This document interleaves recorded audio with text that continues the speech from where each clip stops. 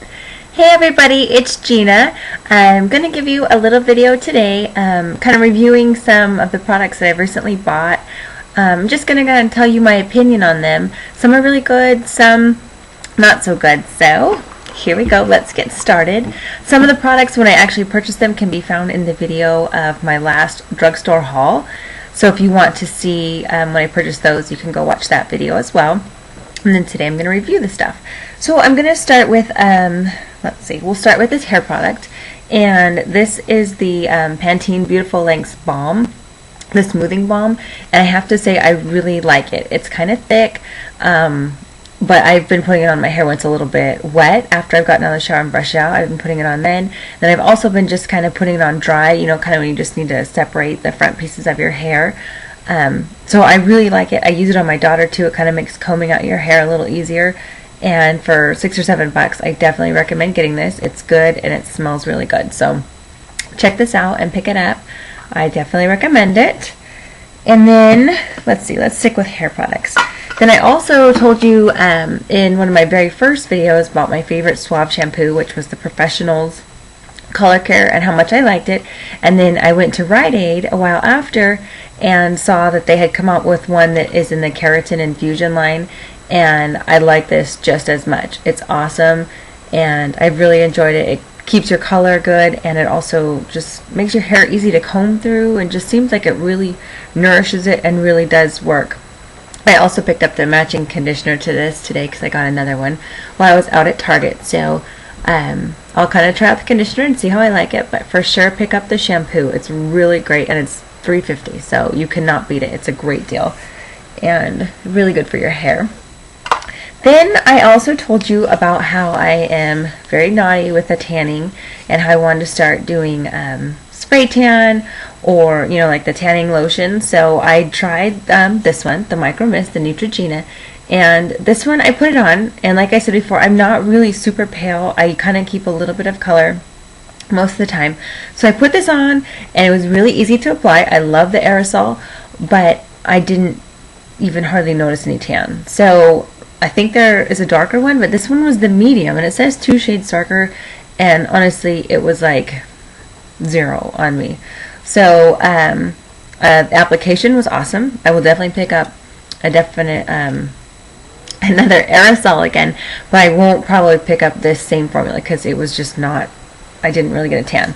So it was fun to try and get some practice. And so if you have any reviews on what you like to use for aerosol self-tanners, let me know because I definitely would be interested in checking it out. So now let's move on to, let's do nail polish. And I picked up this Essie polish, and it looks pink on here, and it even looks pink in the bottle. It's from the new line. It's this shade is called Accrued Interest, and I thought I was gonna love it. And I put it on, and one coat was, you know, not good at all. 2 coats was eh. So I put 3 coats on, and the color, maybe it's just the color is deceiving because the bottle to me, the shade looks like a really nice kind of baby pink, but it's more like kind of a salmon color. And I just couldn't not really get a good application even with 3 coats. It just, I don't know, I was kind of bummed. This is the first Essie color I haven't really been in love with. So if I were you, I would just probably pass on this one and stick to maybe Fiji or another pink. I know Fiji can be hard to apply too, but at least has a pink. This you think is pink, it's not, it's salmon. So in case you want to try it still, just know that you're not getting a pink. It's more like a weird salmon color. So just my thoughts on that.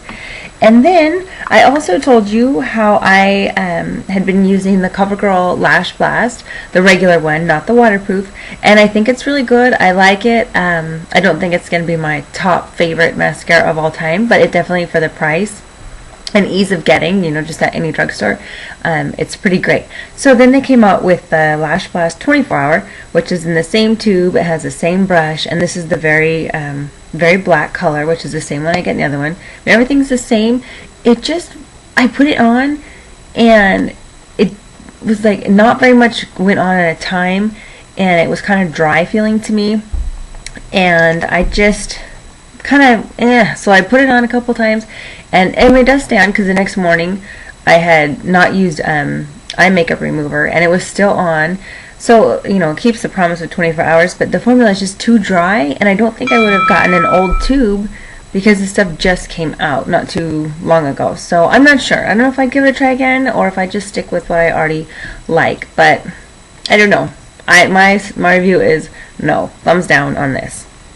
Take a pass and just buy the regular formula or buy the waterproof if really long lasting is an issue for you. So just my thoughts. And then I had also picked up the Maybelline Instant Age Rewind, the concealer. And as you know, I do like the brightening one, which is the really pink one. And I thought this might be good just for a concealer in general. And I may have gotten too light of a shade, but it is pretty light. And the formula, I don't know, I wasn't crazy about it. It was kind of dry, didn't seem like to go on really well. Maybe, I don't know. It's not dry when it goes on your hand, but like when I kind of started blending it, just, I don't know, it just did not work with my skin. So I still recommend the brightening one in the pink, but as far as this for concealer and under eye, I think I would pass and definitely just stick with my MAC. That's pretty much the only concealer I've been using. And then besides, I do like the L'Oreal True Match in the warm 4-5. It has like the little brush that comes out. That one I do like, and I definitely would choose that over this one. So just my opinion, but I would say a pass on this, but stick with the pink one for sure. And then I have only 2 more things left. I had shown you a bronzer that I got. It's from the Bare Minerals, and it's the shade, it's called the High Dive, and it's the Bare Minerals Bare Minerals Ready Bronzer, and the shade is High Dive. Like I said, this stuff is awesome. I really like it. I just got it at a local little beauty supply store, but you know, Macy's, Sephora, probably major department stores carry Bare Minerals, but this is great. It has no sparkle, no shimmer. It goes on really nice and gives you a really good bronze color. I thought it was pretty dark and I was a little afraid at first, but it's awesome. I really, really like it, and I definitely think it comes tied with my MAC bronzer that I really like, which is this one. Oh, that's not it. The MAC bronzer I really like is one of these, the Mineralized Skin Finish.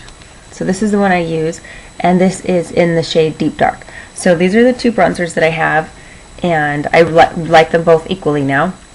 I do have the NARS Laguna bronzer, and I haven't made up my mind on that. I've had the one that comes with Orgasm and the Laguna in one compact, and I haven't decided my thoughts on that yet. I keep going back and forth and back and forth. I feel like it just doesn't give you a lot of color. Like for some reason, maybe it's just my skin, but you know, when I put my brush on it, I want a lot to kind of come off, where this one and the MAC do that. You actually can tell there's a lot of pigment on your brush. So I'm still making my mind up on the NARS, but definitely these 2 are my favorites. So if you need a bronzer, Deep Dark in the MAC Mineralize or the High Dive in the Bare Minerals.